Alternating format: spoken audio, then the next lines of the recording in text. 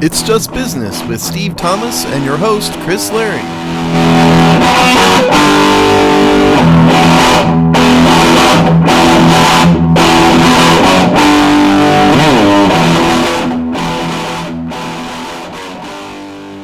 Hello and welcome to another episode of It's Just Business on the Hogsty Network, the show where we look at, examine, dissect, deconstruct, and giggle at the sports media business industrial complex in all its capitalistic glory. How are you doing today, Steve? I'm doing all right, man. It's we're through the grind. For when you cover the Redskins or the Washington. Two. Well, I have a. Sometimes I do this on purpose, by the way, in case people don't realize this. But you get to a certain point in every season where it just becomes a total drag and a grind. And for me, that week was like about week 14. Once Washington got just demolished by the Cowboys, it was over for me. And so now we're through that. It's almost more fun to cover this team in the off season. Because it's, covering games that are not going to go well week after week after week is less interesting to me sometimes than the draft and free agency and all these other things. So we're in this is Washington's Super Bowl, basically the off season. So that's where we are. I'm excited. Yeah, let the QB sweepstakes begin. Yeah, exactly. We'll end up with Taylor Heineke again. Don't worry. And there's a segment of the fan base out there that will, think that's the greatest thing they've ever heard. Yeah, I don't think that, but I do think that they could do a lot worse than him. And I don't. If anybody thinks like bringing in like Marcus Mariota or whatever is going to make a single bit of difference, it won't. It really won't. You got to go find a star. That's the only thing that will matter. And Washington will ruin them because they always do. I could debate you a little bit on Mariota, but I don't disagree with your overall sentiment.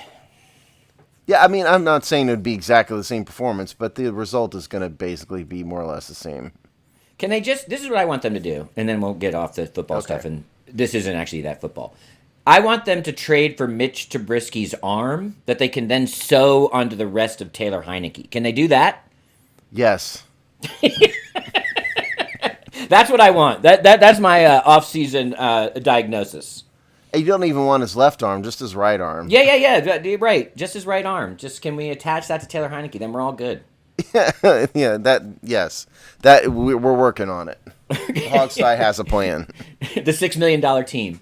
All right. So, like I said, it wasn't going to be that serious of football, but we are going to talk about the business of football today, and we are actually going to stay in Team 2222222.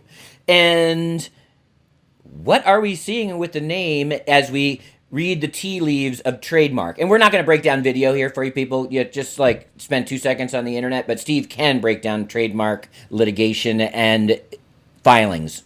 Yeah, if you want to break down the video, just go follow Alex Zeese. He's exactly nerded into that. But in terms of trademarks and whatnot, so let's back up a little bit.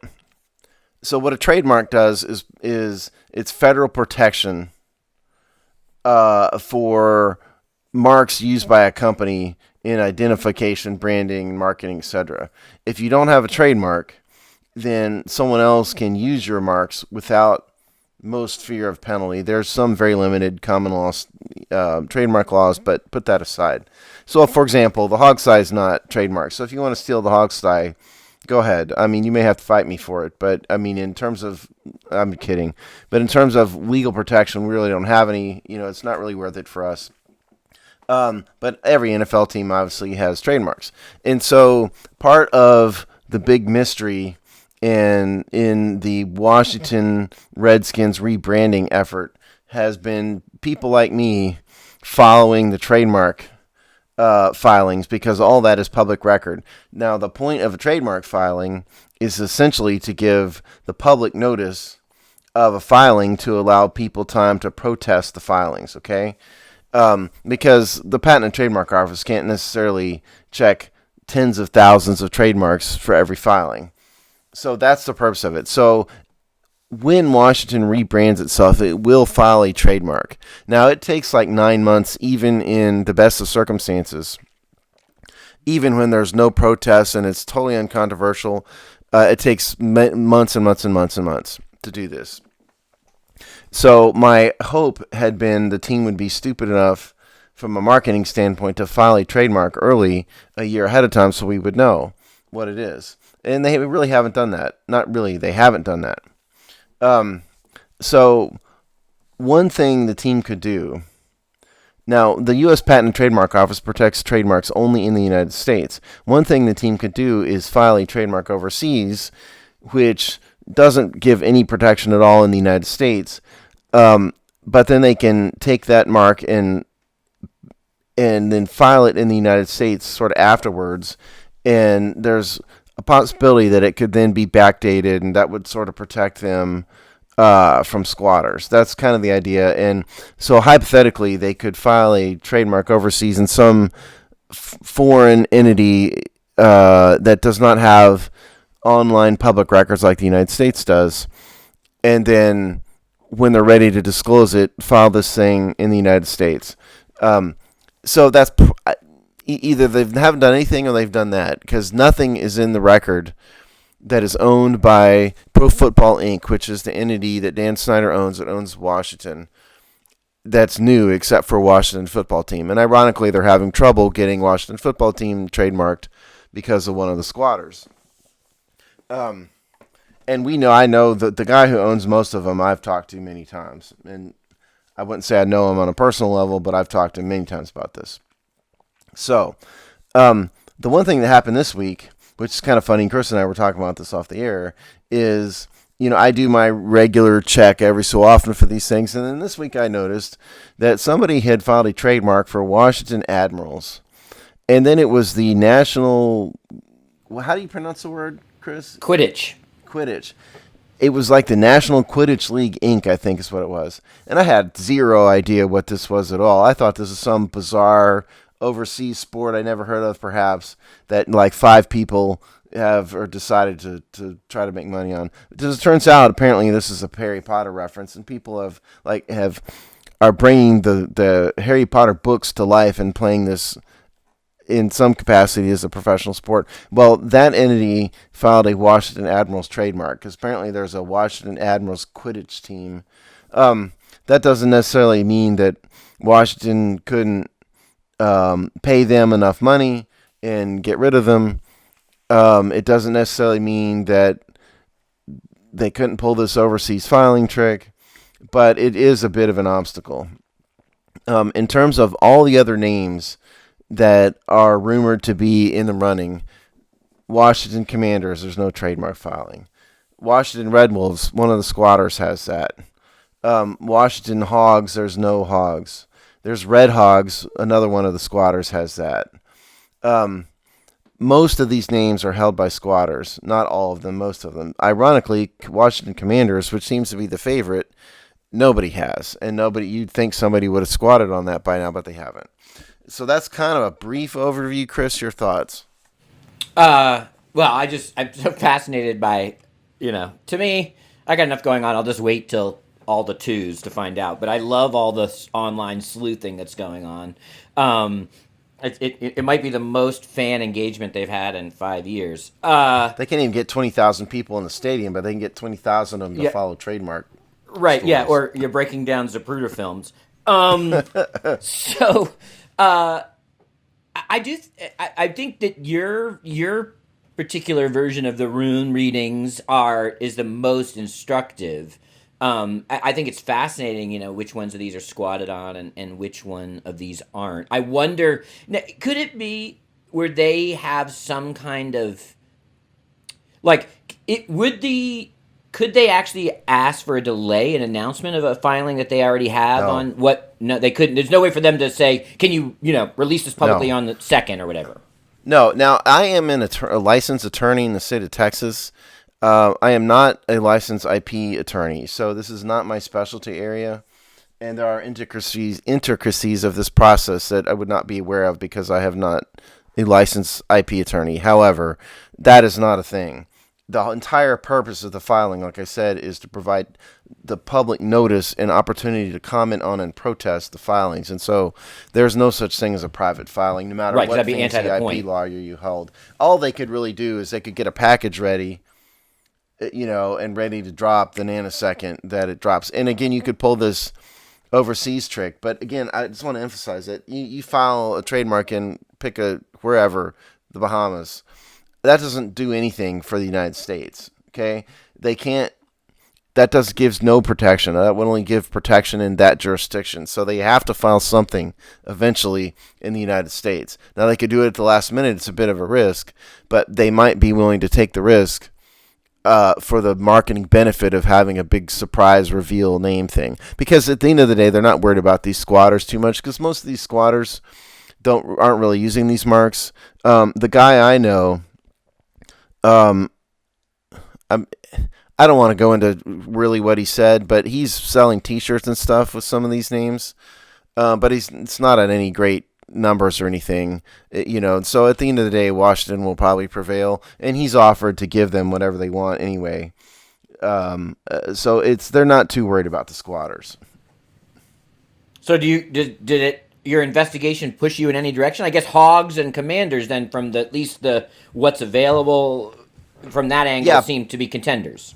yeah, I think so, and I just find it odd that nobody has filed on Washington Commanders yet.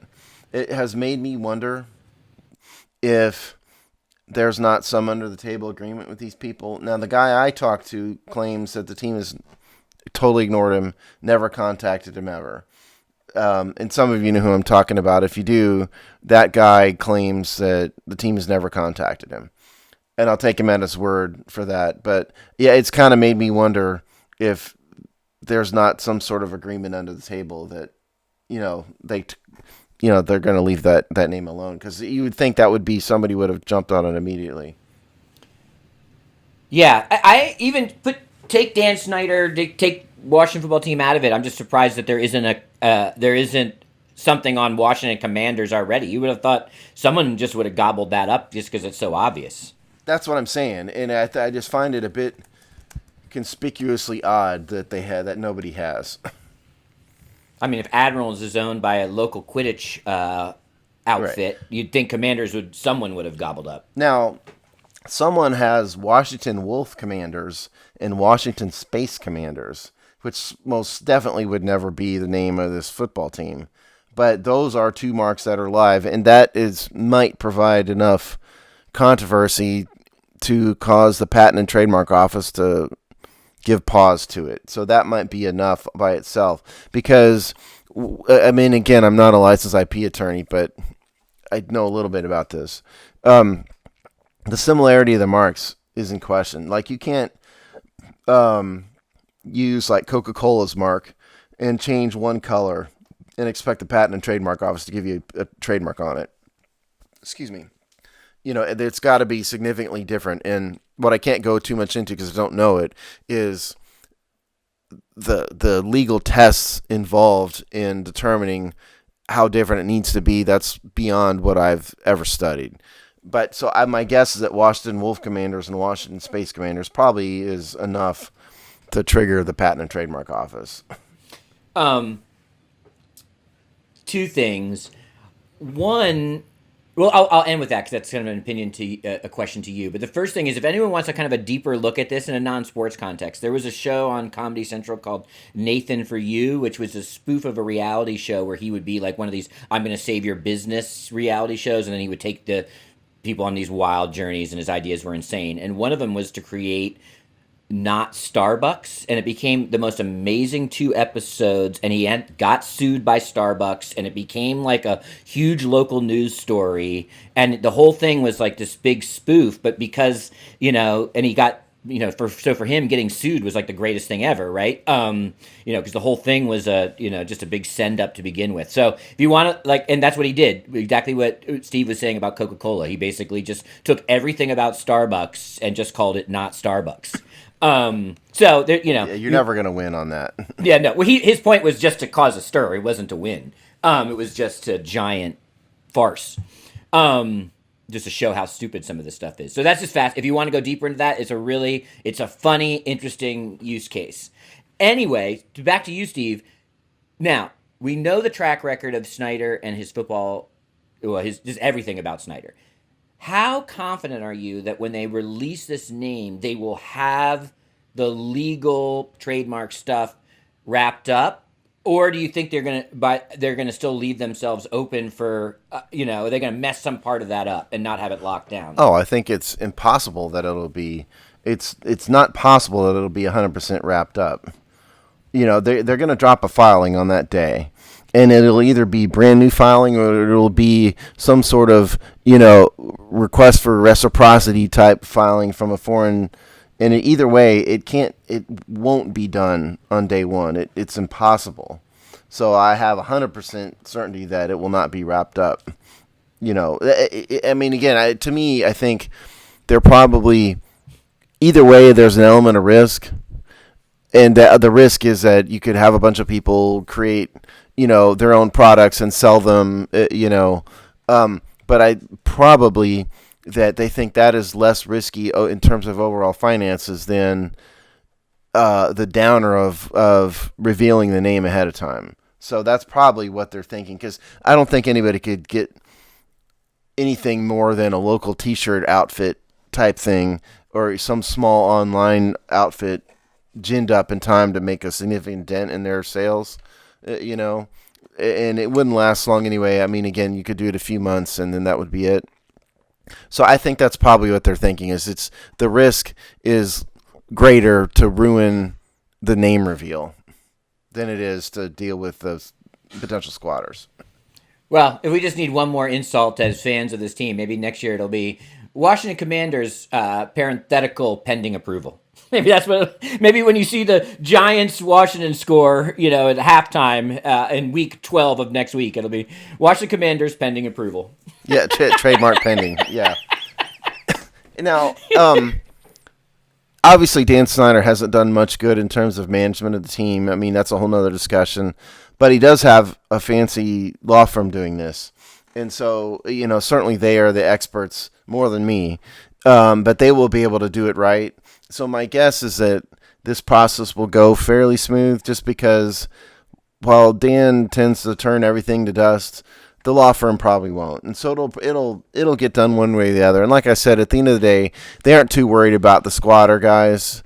And I don't think that any major company is going to try to do battle with the NFL and NFL teams and try to sell products that without a licensing agreement. So I just think that they just view this whole thing, it's not 100% ideal, but at the end of the day, they're probably going to prevail and it won't cost them too much money. That's their thought. And if somebody out there sells a few hundred T-shirts or whatever, so what?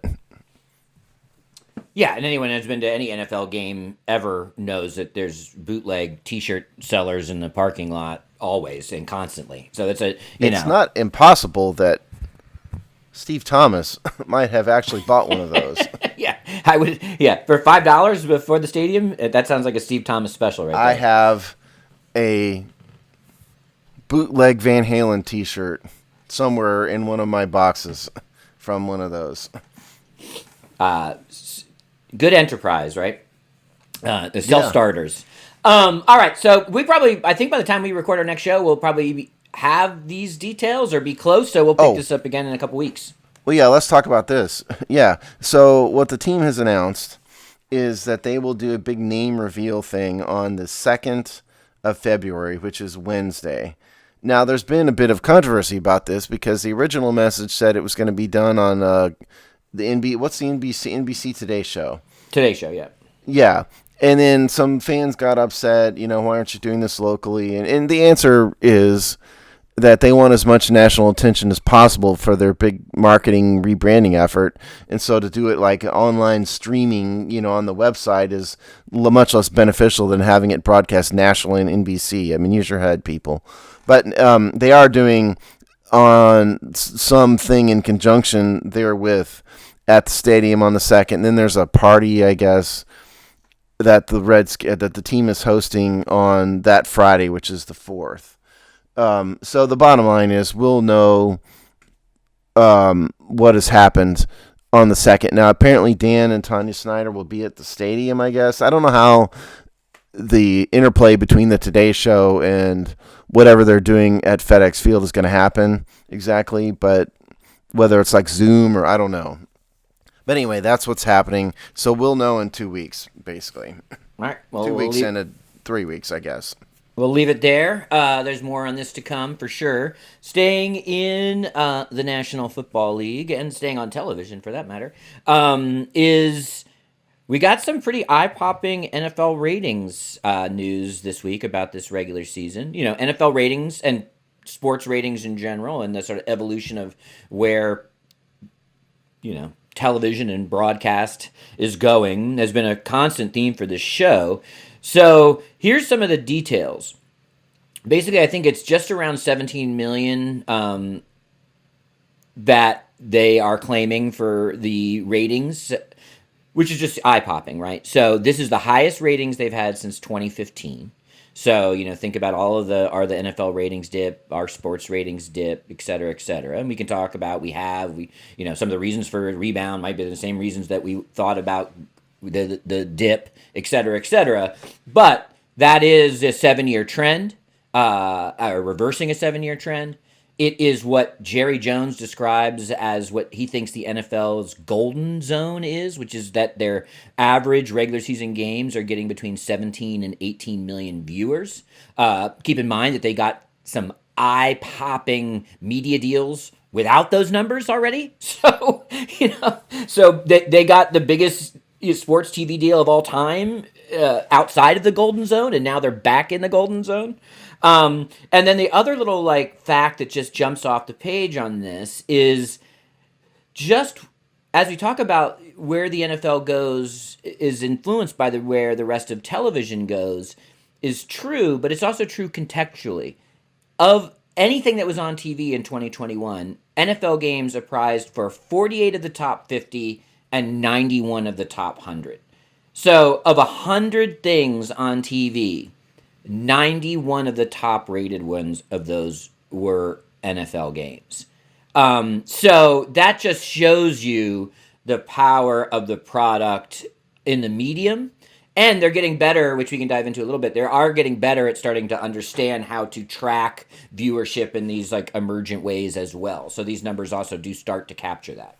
It's always been the case that the NFL's dominated the ratings, but I think it's gotten even more prevalent in today's world because the ratings for network TV have just tanked for, you know, the various cultural reasons that we've discussed on the show and elsewhere.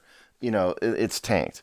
And so, you know, does it it didn't surprise me that the NFL dominated the ratings. It surprised me a little bit that it was 91 of 100.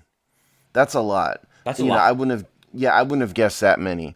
But it just shows that this is why the NFL acts the way they do. This is why the NFL treats everybody else like dirt. This is why, you know, the NFL acts like the 8,000-pound gorilla because they are. This is why, you know, I think it's very insightful, Chris, that you just said they got these big TV contracts a few, you know, this past offseason. It's when they signed them, I think, a couple months ago, before the ratings really rebounded. Because they did have a downturn. You know, post Colin Kaepernick and the flag stuff, and then you combine that with the election, and, you know, and it's some combination of all those reasons, they did have a downturn. But it was a downturn to the NFL is not a downturn to everything else. You know, when we say downturn, that just means it was slightly less dominant. But it not only has it rebounded, it has come back with a vengeance. And if you look at and by the way, there's a list that was floating around that I actually did see on Twitter, but it was also on, I think ESPN might have had it, the top games of the year.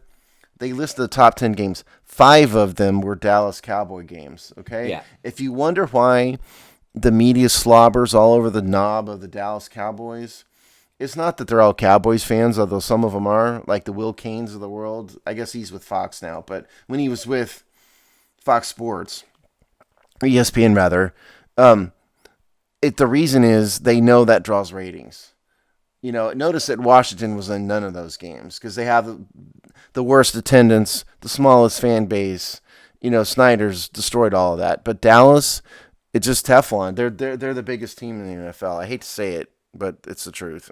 No, them being competitive to good, and then thusly featured. I mean, they're already featured normally, but when you expect them to be pretty good, they're going to get a couple extra primetime games. Those drive those numbers for sure. I mean, did you know? I can't remember exactly which one it is, but I think the Washington Dallas Thanksgiving game from a couple years ago is still one of the top rated NFL games of the last decade. Yeah, but that's because of Dallas. Yeah, that's because of Dallas. But yeah. So yeah, I think the number one, of all, Dallas is 5 of the top 10, and the number one actually is that, which is a pattern, is that Thanksgiving 4:00 game, which was the Raiders Cowboys, which was an excellent game. So they're benefited by, I think went to overtime, right? So they're benefit by also having a game that was close in the fourth quarter, so they sustain ratings. But that was the highest regular season game of all year. Just think about this. So these networks, NBC, CBS, ABC, Fox Sports, or Fox, the WB, Pick'em, they spend millions and millions and millions of dollars each year developing scripts, developing pilots, concepts for new shows, dramas, comedies. Most of those fail. Even the ones they bring on and they promote heavily will fail within a year or 2 seasons, 3 at most. All that, despite all of Hollywood's best efforts, they got annihilated by the NFL. I mean, just, what was it, 48 out of the top 50? Is that what you said? And then 91 out of the top 100? That's just, I mean, that's like the New York Yankees playing your local Little League team. Seriously. That just shows the incredible power of the NFL. This is why the networks were willing to pay billions and billions and billions of dollars to get the NFL.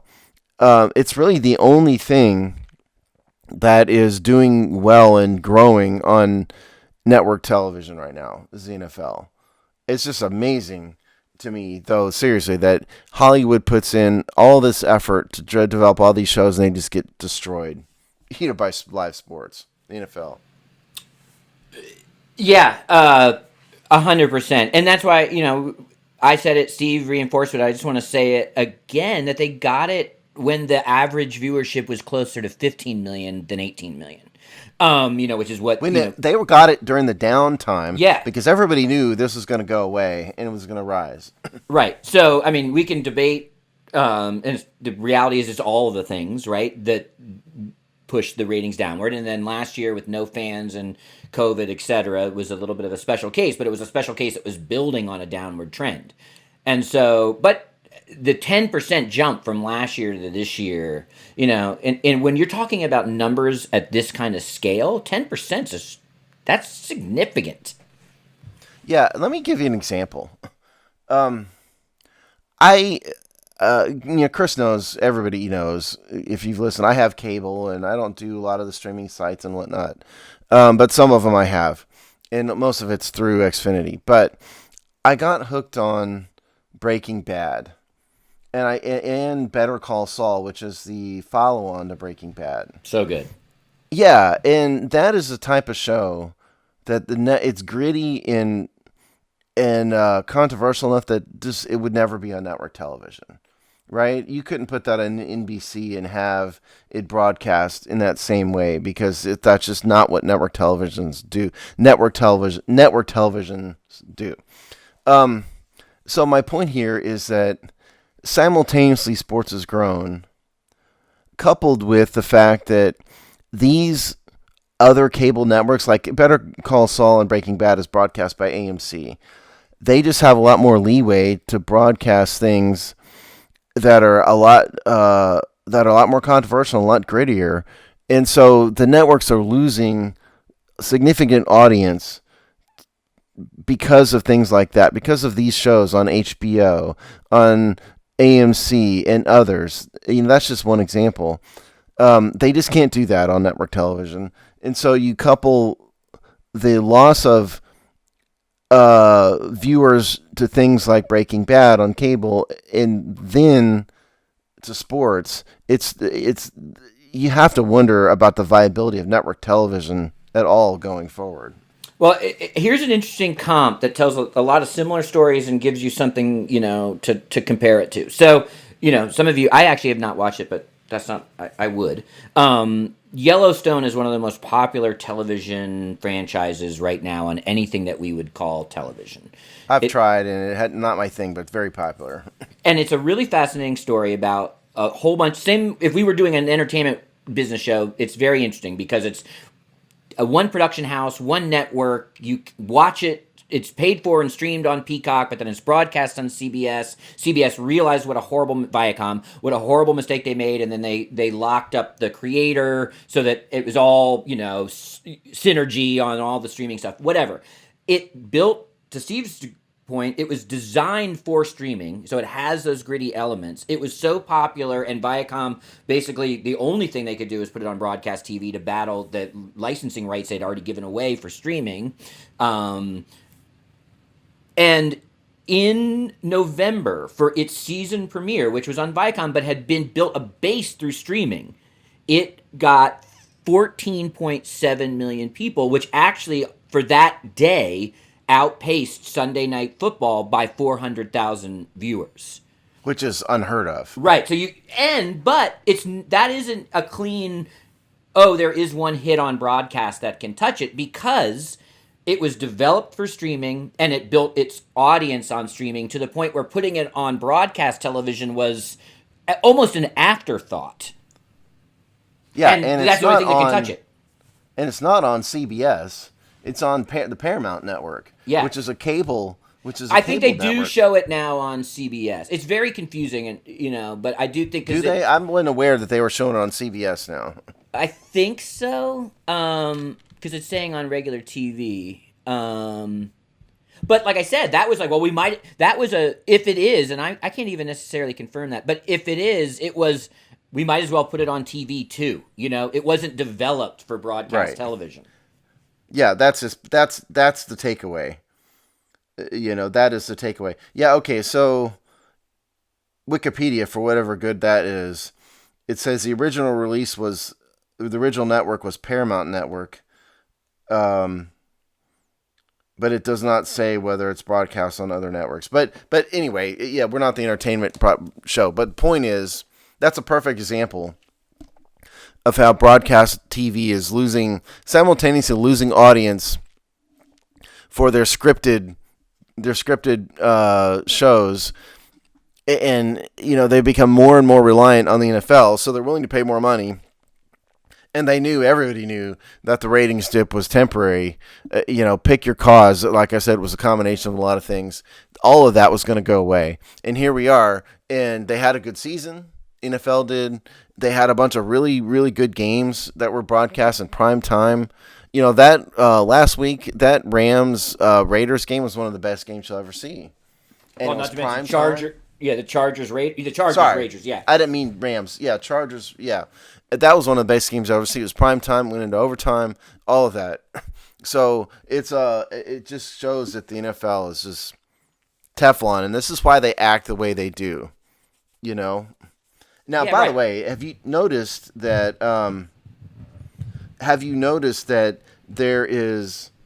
There are rumors of the NFL trying to maybe contemplating moving the Super Bowl out of Los Angeles? You seen this? For this year? The upcoming Super Bowl?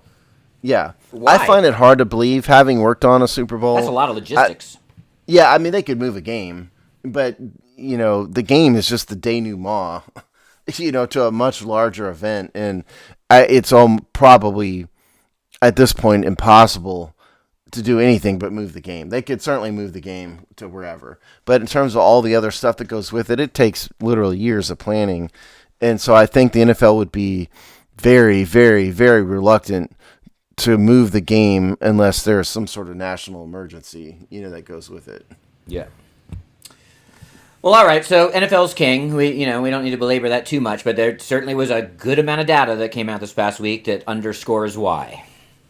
And for you Washington fans out there, because we know that more of you, that listen are Washington fans, I'm sorry, but like I said, there's a reason Dallas is constantly fawned over by the media, and you can see why in looking at the top 10 games. They were in 5 of them. The Packers were in, I think, 3 of them. The Chiefs were in a couple of them. I mean, it's no accident that these are the teams that are talked about. These networks know what they're doing. They don't really have any biases. Maybe the individual reporters do, like Peter King doesn't like the Washington franchise. But mainly they're covering the teams they cover because they know that's what people want to watch. Yeah, right. They've got the numbers. So speaking of numbers, speaking of the NFL, speaking of, capturing you into their web, we're starting to see the rise, which is, I think, 0% shocking, of stadiums looking basically to build out sports books within the stadium experience, right? Which is, like I said, is only kind of the logical next step. And if you're paying attention on a Washington level, Ted Leonsis has been building, advocating for, lobbying for that kind of experience for better part of a decade now. But we're starting to see some of these roll out, right, Steve? Yeah, so there's a story on Front Office Sports dated January 13th by Abigail Gentrup called Cardinals BetMGM unveiled details of sportsbook venue. And so what this story basically says here is that they're opening an entire sportsbook venue at the Arizona Cardinals Stadium. Now, it's kind of funny. You go back even like 15 years. The NFL's terrified of gambling. They want no part of it. They want no connection with it at all. They're worried about the integrity of the game. We've gone from there to having a full-scale sportsbook operation at the stadium. I mean, complete with here's some details. 16,800 square foot venue slated to open by the start of the 2020 season. 500 people, 265 square foot video wall, 38 TVs, 25 betting kiosks, the ability to host concerts and other events. They've jumped all in with this. Now, there was a story, I don't know, 3-4 months. I think we mentioned it on the show maybe. Dan Snyder applied for a gambling license in Maryland. He's going to do the same thing in Virginia. If he hasn't yet, I don't think that's been reported that he's done that. But wherever the stadium goes. So clearly Snyder's intent if he ever does get a new stadium built, is to have a sports book right there and be integrated into operations. I just find it fascinating that the lure of the money is so strong that the NFL has gone from being very concerned about the integrity of the game to not caring at all, about the integrity of the game at all. Because, you mentioned it before. I mean, on the last show, I think we're probably past the point where they're going to pay the running back to take a dive. And it's more there, but there's going to be corruption. It's going to be manipulation of data, online and numbers and stuff. It's going to happen, and the NFL is going to have only themselves to blame, but they just can't. The lure of the dollar is just too strong. Well, if you want to look at the past as prologue, right, then you need to look any further than your horse track, because this is essentially what these will get turned into, right? Everything in the same house, the event, the sporting event, and all that entails, the game, the production, plus the ability to bet, and then plus all the other accoutrements, food, all that. So they don't want you leaving the venue, right? So look at horse tracks, and and that's what it is. It's like whose stable boy is saying, front runner's leg looked a little gimpy when I scrubbed its hide down. There's a deep web of people with information to share, whatever. So yes, I totally agree. And you just look at the history of horse tracks in the 100 years of United States, which is just kind of an interesting historical journey on its own. But it'll tell you everything you need to know about what'll happen here. And horse tracks are notoriously linked to in New York. Organized crime. Yeah, Saratoga Springs, one of the most famous racetracks in all of America, was literally started by not Meyer Lansky, but Rothman, big Jewish gangster from like earliest part of the 20th century. Right. He built it. And was proud of it. It was one of his crowning achievements. So we'll see. I know this is not we're not living in the 1910s, but you'll see a lot of stuff that played out in horse tracks. Yeah, I mean, nobody thinks that Tony Soprano is going to build a stadium necessarily, but the it's ripe for the opportunity for corruption. And also, I mean, for those of you who've been to horse track, you ever been to horse track, Chris? Yep. I mean, yeah, I like the sport of it. I'm not really a gambler, but if you go to a horse track, the entire focus is to get you to bet, from the layout of where the windows are, to the way they pass out information, the way the races are, everything is geared to make you bet. So right now in the NFL, that's not the case in stadiums. But I think when you have this next round of stadiums being built, the sports book in the Arizona Cardinal Stadium, Dan Snyder wants a gambling license.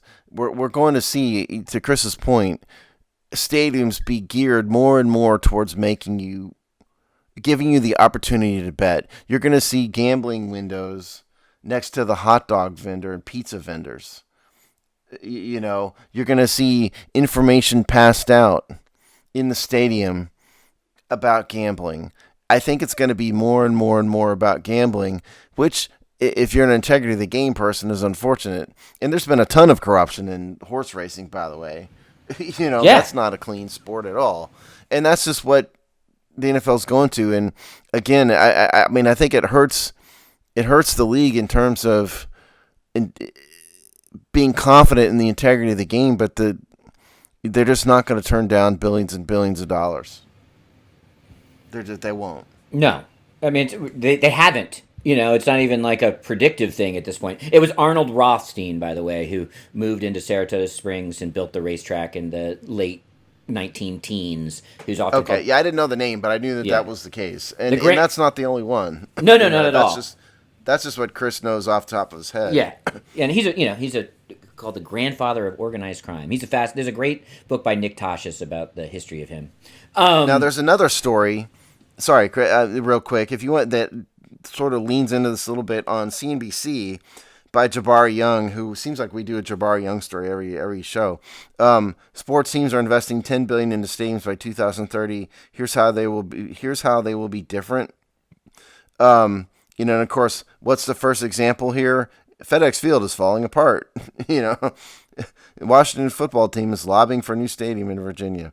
But part of what he's talking about here, smaller venues, more experiences, experience-oriented.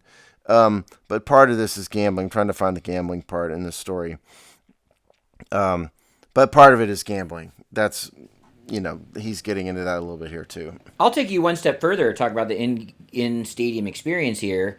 It's not going to just be booths. We're not that far away from touch pads on the arms of seats or on the back of the seat in front of you. Some kind of basic touch screen iPad type thing that lets you place bets right from the seat. Swipe your credit card in the machine on the seat. Right. Let's have what's the in-game betting called? There's a name for it. It's his name escaped me. But anyway, let's have a bet as to the rushing yards for the opposing team by the halftime. Yeah. How many sacks will the team have in the first quarter? Prop bets. Yeah. Thank you. That's what I was thinking about. There's going to be, yes, I think there's no doubt there's going to be, because that's what you see in modern horse racing tracks now, by the way. If you go sit in the, not when you're standing with a bunch of drunks on, but if you go in the kind of club area, that's what you can do now. And that's for sure. And remember we did a story about a guy last time who was on the forefront of, who had worked for the NFL or ESPN and was one of the founders of the NFL Network, all that. He works for a data company now. Those data companies are trying to get us to that point where they can provide data in that manner to allow people to gamble on it. Well, look at how in real time. Look at how analytics-driven decision making is happening in game, right? So just, like, and the broadcasts are even starting to do this. Well, if you go for the 4th and 1 here, your winning percentage increases, and make it, your winning chance goes from 43 to 63, right? But if you punt it here, your winning actually stays at 40. They know that's going to be fed right to you, right? Those are, what those are called in gambling? They're called odds. So, so they're going to feed that right to you. It's going to be even more granular. It's going to be like, okay, so they're going to go for it on the 4th and 1. I'm going to now bet on their win because, if they make it, it jumps up to 75% or whatever. They'll get that level of granularity eventually. Oh, yeah. Yeah, well, and we even now you see things like the wide receiver ran 21.2 miles per hour on that route. You see that now. Baseball, you see the launch angle, the velocity off the bat. There's that level of data, and that is coming in. The only reason they're doing it ultimately is gambling. It's the only reason. I don't know. I mean, I don't. Part of me is biased against this because I don't like gambling because I work too hard for my money and I really don't want to flush it down the toilet, gambling.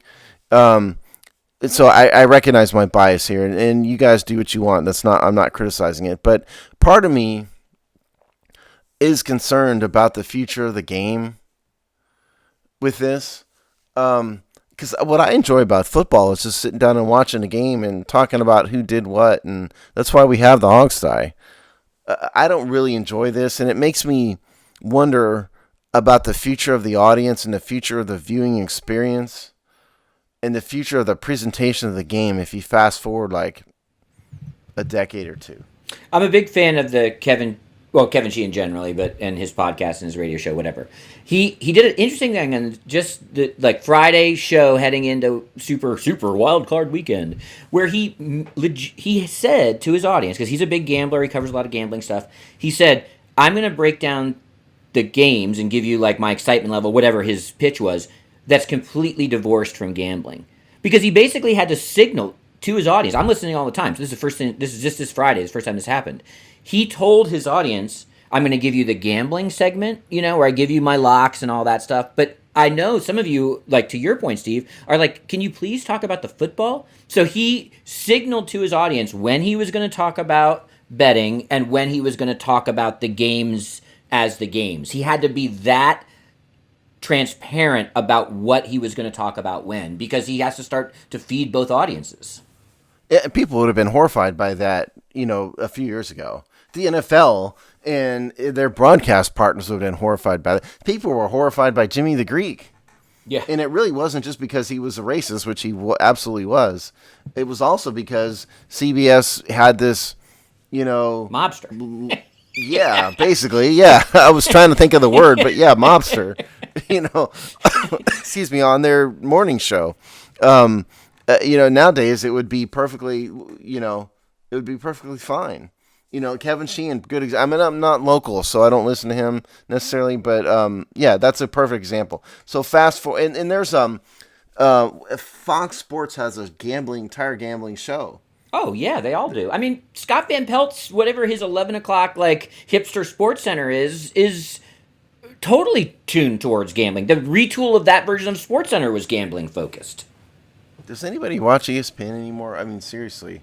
Have they not lost their entire audience at this point? I can't remember the last time I've watched anything but a live sporting event on ESPN. I think the Scott Van Pelt show does well. I think that has been a successful reboot of the Sports Center model for them. I don't know. I can't give you their numbers, but I know that is that and their Fight Fest shows during the day. Those are successful for them. Are they really? Okay. I mean, yeah, we didn't plan for that. It was just me, because to me, ESPN's ruined itself. But anyway, point is, yes, I think that is the future. I don't really like it. It kind of ruins the sport for me. But that is 100% the future. The lure of, like we always said, we said this on show number 1. Money rules all about sports. It is not about the purity of the game, and it's not that. It is only about the money. That's it. It's money, period. Well, speaking of money, a story that we've tracked, a resource that we use, a resource that I, in fact, pay for, The Athletic. The Hogsty does, too. we talked. They've been, we talked about are they going to be bought storyline, and we actually even going back before that, we talked about. I think when we first talked about the venture capital that went into the Athletic, and then sort of like their takeover of local newsrooms, et cetera, et cetera. We talked about, well, because this is built like a traditional Silicon Valley venture, their eventual goal is to sell, whether that is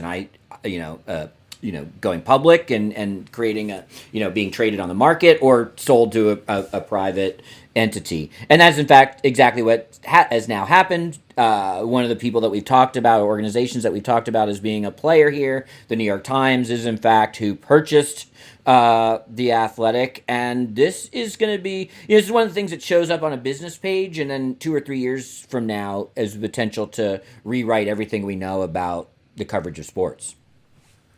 Yeah, so it's no shock to anybody that I'm not a fan of the New York Times, but put that aside. This was always the case. This was always the goal with the Athletic from day one. They always wanted to get bought off by somebody, and because the Athletic is spending a ton. They spent a huge amount of money to recruit the best talent, to have really quality, in-depth coverage. And they were always positioning themselves to get bought out, and the creators were going to cash in, and that's what happened. I'm assuming this probably becomes the New York Times sports page, as what I would assume happened. But it would surprise me greatly if the app and the app didn't stay the same to a certain extent, and that it's still a subscriber-based system. It would surprise me if that doesn't stay to some extent. But there's going to be some marrying it into and putting it into the new ecosystem of the New York Times to some extent or another. I don't know if we really know how much by now. Yeah, no, I don't think we know anything. And in fact, I would be willing to bet they don't know a ton either, right? Like they'll Probably not. You buy it and figure out what to do with it later, which I think is a little bit what's going on here. What I suspect is it'll get, we're in the as everything distributed.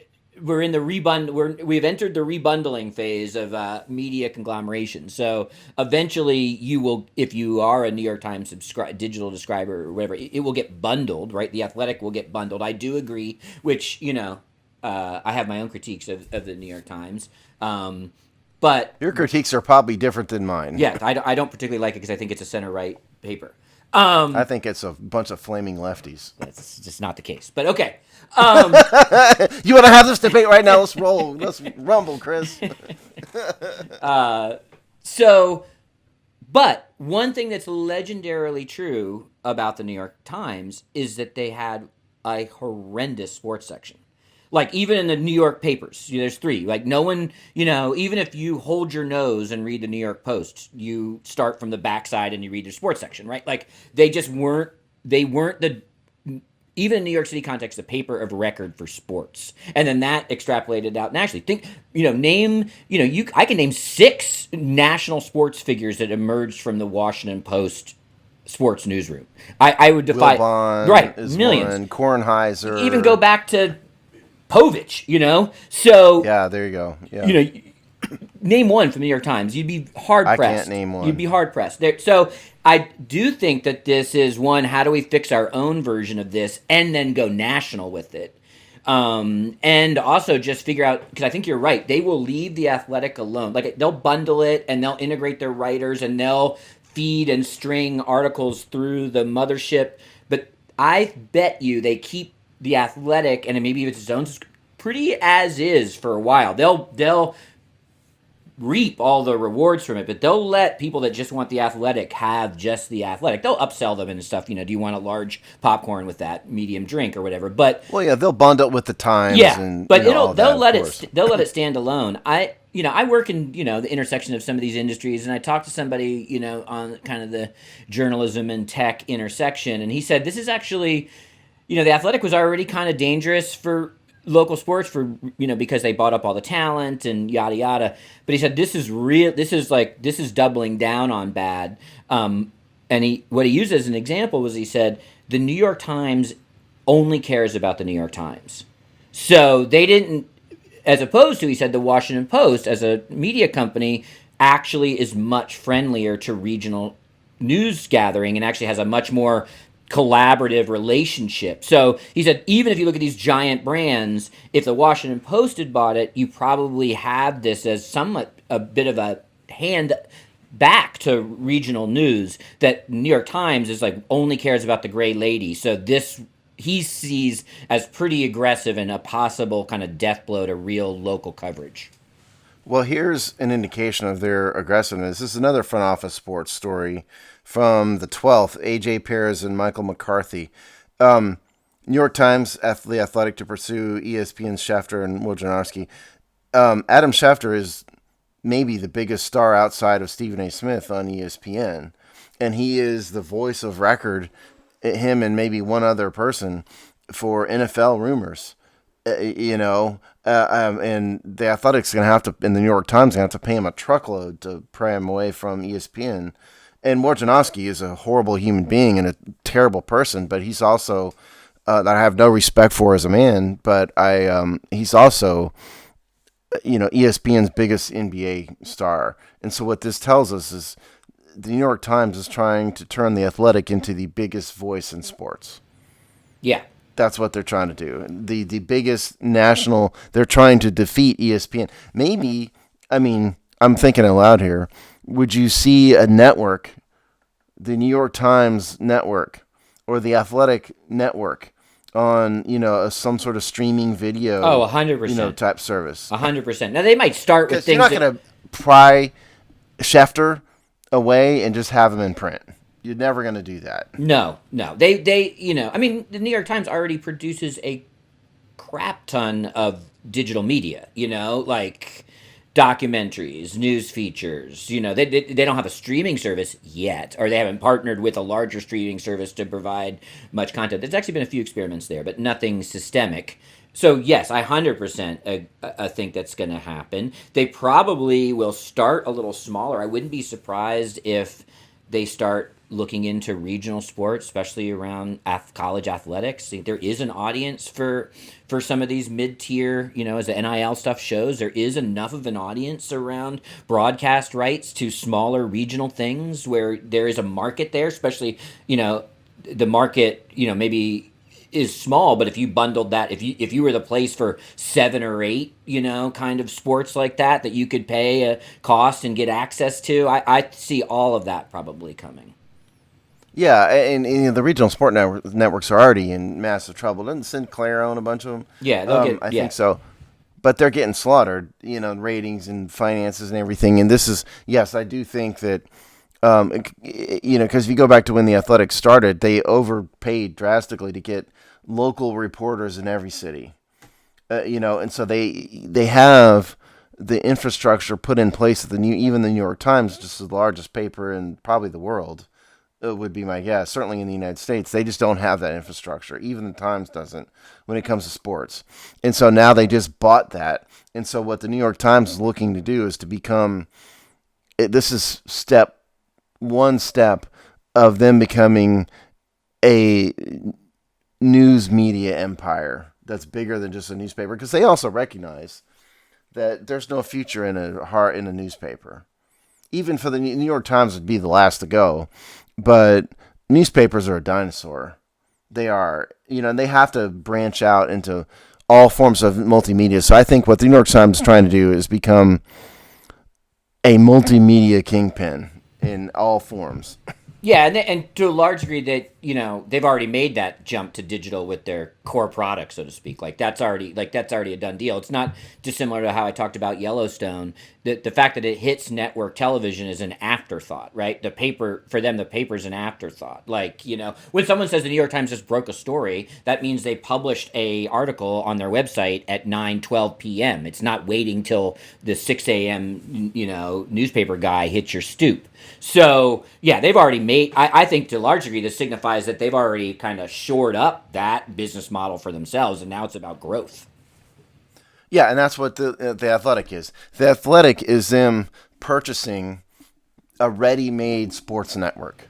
Yeah, and hats off to those guys too. That was not. I got a bunch of critiques about this kind of Silicon Valley venture capital model, but it's the dominant model. And they gambled, And they won big. Yeah, and that's what you have to do. I mean, these tech companies that eventually sell, and even after sell, some succeed and some don't, but those people have been paid out. They knew that those companies lose money for years, and they just knew they were going to lose money, and their venture capital saw their big plan, and that this kind of buyout was there, but they knew in that intermediate time they had to build that infrastructure enough to be attractive to buy. Do you know the purchase price? No, I don't have the top of my head. I got it. $550 million. Which That's may not be what a the steal. New York Times. What's that? Could end up being a steal. Could be, yeah, could be. But I mean, the people who founded the Athletic just made a killing on that. Yeah. So congratulations to them. So I mean, that's the future, of sports. I think we're gonna see the Athletic trying to replace ESPN. That's what the New York Times goal is with this. Is that it's not just we're going to print the Athletic in the newspaper that gets thrown on a bunch of New Yorkers' doorstep. No. We're talking about the Athletic becoming ESPN, I think. Yeah, which ultimately means that the New York Times wants to compete with Disney. You can also extrapolate all that stuff up one layer up. Yeah. Again, you don't bring in Schefter and that scumbag Wojnarowski. They are TV personalities. You do not bring them in to write. Yeah. You bring them in because you're doing a lot of television. Because they're going to cost a fortune. Both those guys are going to cost a fortune. Yeah, and it's not a big jump to think about these as this will happen in all kinds of regions. But what's the next thing? Does the New York Times, whatever that company, do they buy the Yes Network, which is what the Yankees Regional Broadcasting Network is? That'll be you'll start to see that happen. That makes sense. Yeah. That may be the next step. All right, well, all these stories that we discussed basically will all have updates in 2 weeks, essentially. So I hope that you'll hear this retroactively, but I hope you all enjoyed Super Wild Card Weekend. Talk about going big, and we'll talk to you in 2 weeks. Oh wait, what's going? Bye. Give us the hog's eye heading into off season. Okay, we are transitioning into off-season mode. We now have we're going to have one show a week on Thursday. It'll be released on Thursdays through the Super Bowl, and then after the Super Bowl, we will go to our regular off-season schedule, which is one show a week released on Mondays. Seasons of Discontent, which is Rick Snyder's look at all things Washington D.C. sports and life, took a brief rest because Rick had some health problems that he put on Twitter. If you want to look about that, he's doing okay. He's doing fine, but he's recovering. But that will be back here at some point shortly. And then we have all of our regular written content. All right. Well, enjoy the playoffs.